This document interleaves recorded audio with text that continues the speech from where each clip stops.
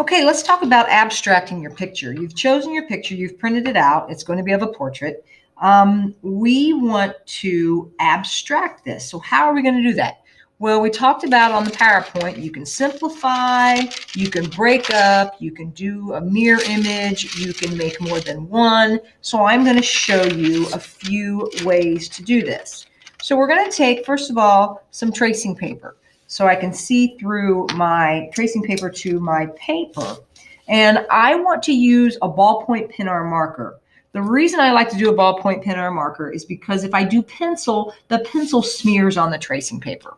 So I'm going to start off and I'm just going to abstract my photograph, and I'm just going to kind of chunk out the hair here. I'm outlining the face. Maybe I'm going to have more of a pointy chin.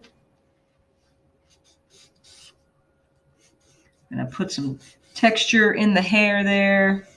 She has on earmuffs, so I'm going to, maybe instead of just being round, I'm just going to exaggerate that and make it kind of look like a cotton ball.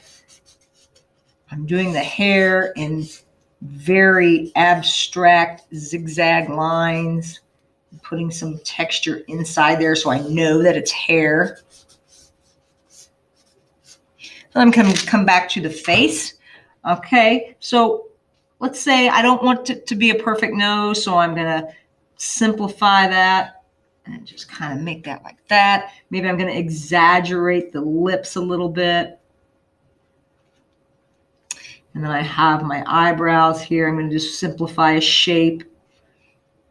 And maybe instead of just doing the eyelashes, I'm actually going to do the eyelashes in a geometric shape there. Put a little bit more texture on this side of the hair. So now she's got on snow gloves and she's blowing snow. So I want to be able to see what she's doing. So very simple abstraction here. There's her coat, her sleeve. So maybe instead of just drawing the snow like looking realistic, I'm going to have the shapes. It's going to be my snow and it's blowing. I'm going to kind of do that there. So there's, I've abstracted just the person, but I need to fill the background. What can I do? Well, I can break it up. I can do a continuous contour line, and I can just break up my paper by just doing some lines in the background.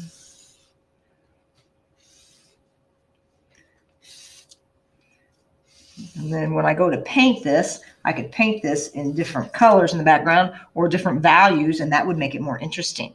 And still think that's kind of boring. So maybe I'm going to come back in. I'm going to add a shape on top of these lines that are broken up. So maybe I'm going to do some circles and do some different size circles. That really adds a little bit to my background. Have some running off the page there. So there's one abstraction. Okay, let's do another one. Let's do one where we outline her more than once. I'm getting another sheet of paper, putting it there, and I'm going to move her over to the edge of the paper. Okay, and again, I'm abstracting her. Or if you want to do it realistic, you know, you can do it realistic. But you have to do something to fill up the empty spaces, so you're going to have to do some kind of abstraction.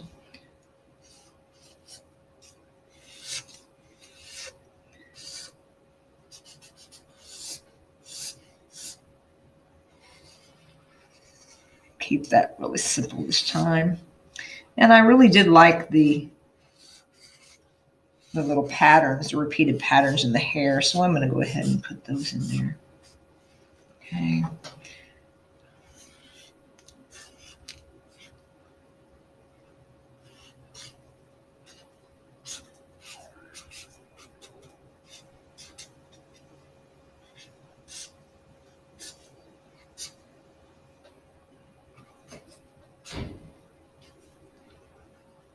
And this time I'm just going to kind of do something a little different with the snow. But I do like the fact that the snow is being blown out. Okay, so I've got that one. Then maybe I'm going to move it up a little bit and have her just running off the paper. So this is just like multiple views.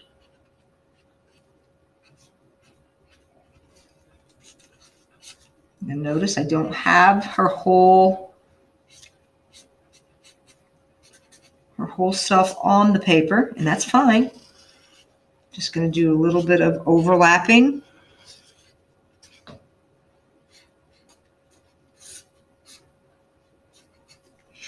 Maybe I'm going to take and put her on this side.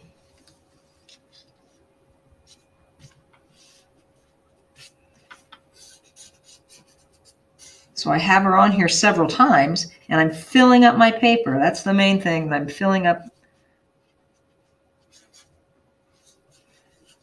my canvas.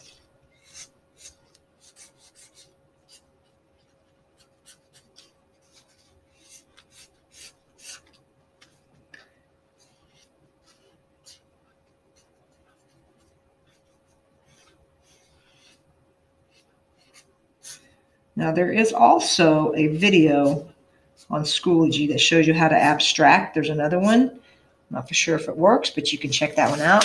So there I have it filled up. Okay, I'm liking that. What else could I do to this? I've got some empty space here. If you wanted to fill that space up, maybe I'm going to come back with just some outlines around her.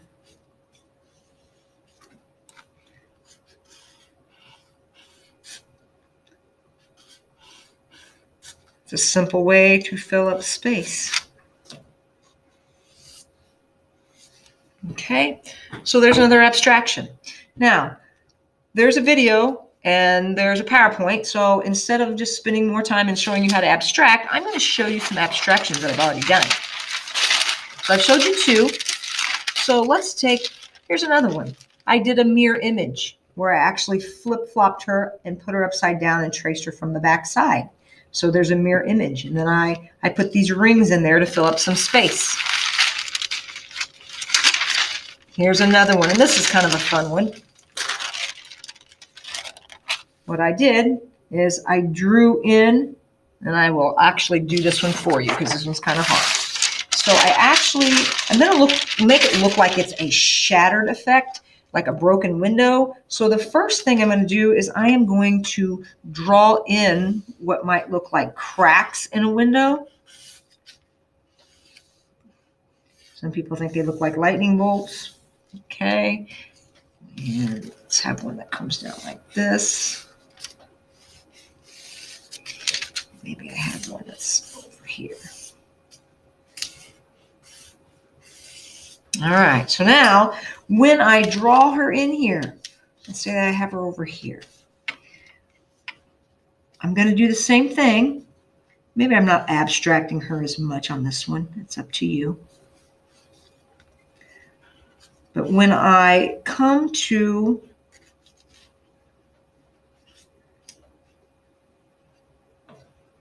the cracks,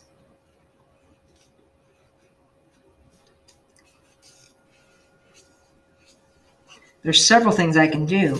I can move it a little bit, or I'm just not going to draw where the cracks are, so it actually looks like some negative space there.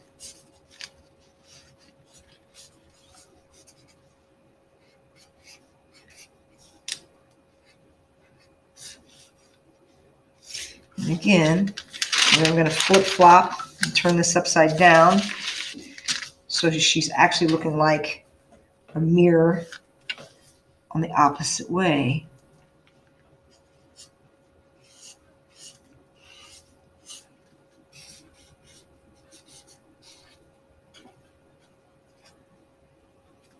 That I do not draw inside of those window cracks that I've done.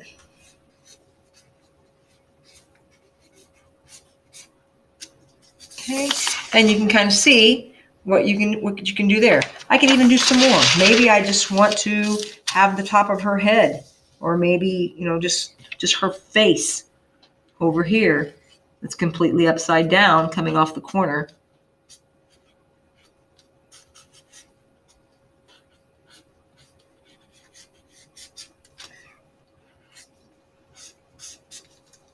Okay, maybe I want to do it again over here. Maybe move it a little bit further down so it's not so symmetrical.